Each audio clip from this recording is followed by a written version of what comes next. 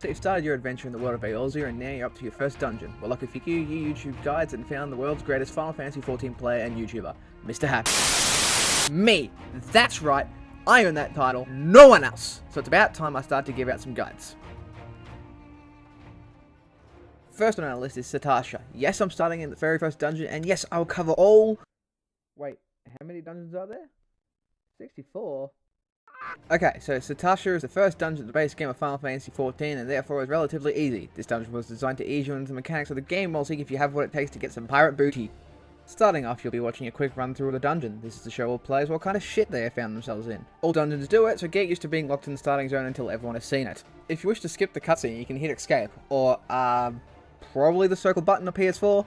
I don't know, I play on PC, piss off. There is also an option in the game settings that lets you skip already seen cutscenes. So if you come back into this dungeon, you have to watch that shit again. So with that out of the way, you're now officially in Sastasha. In each dungeon, there will be 4 players filling 1 to 3 roles. The roles are as follows: Healer, don't let your teammates die; DPS, kill everything with a red or orange HP bar; and Tank, keeping the enemy focused on that beautiful booty of yours. Tank is the harder of the roles, as you have to use that brain of yours not to wipe the party. The other roles get off easy until later. So the Tank, being you or one of the other dipsticks in the party, will need to pull all the mobs to this fork in the road.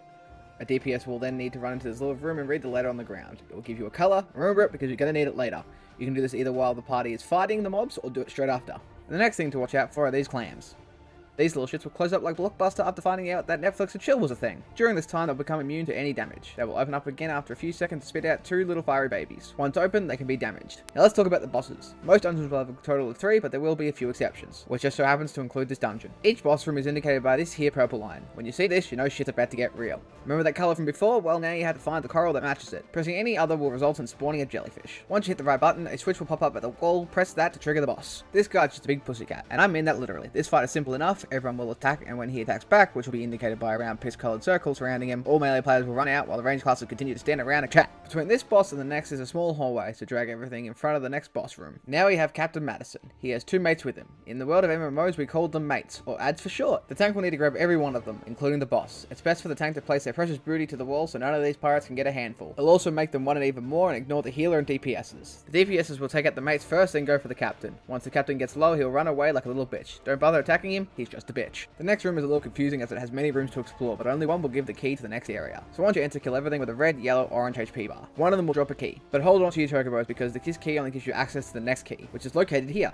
But feel free to explore the rest of the rooms. Once you're on your way, the 3rd boss is up next. And it's the little bitch again. It's a repeat of the last fight, but this time he'll call him back up. Tank better make sure to shake that booty to get the new mate's attention ASAP. Can't have the other party members' butts being touched now. Once he goes down, it's a straight shot for the 4th and final boss of Sastasha. Stick to the left wall in the next room and you'll find no problem getting there. The last boss can be done in one of 2 ways. First is the burn. Everyone is to get close to the boss and attack it, and just keep attacking it. Mates will spawn in and attack the closest person. This is where the healer uses an AoE heal, the one that heals everyone at once. They will spam this for the rest of the fight, while the DPSs and tank attack the boss. Once he dies, the mates will die too. 99% of the players will opt for this, but in case no one has done this fight before, you have a second option. All ranged players stand at the grates. You'll see 4 of them spread around the arena. The party will attack like last time, but now whenever the bubbles at the grates pop up, the closest player will need to go pop them by targeting them and pressing the button that makes you interact with NPCs and such. And that's how you Sastasha normal mode. I hope this guide helped. If it did, please press the subscribe button. And if it didn't, hit that like button. Peace out.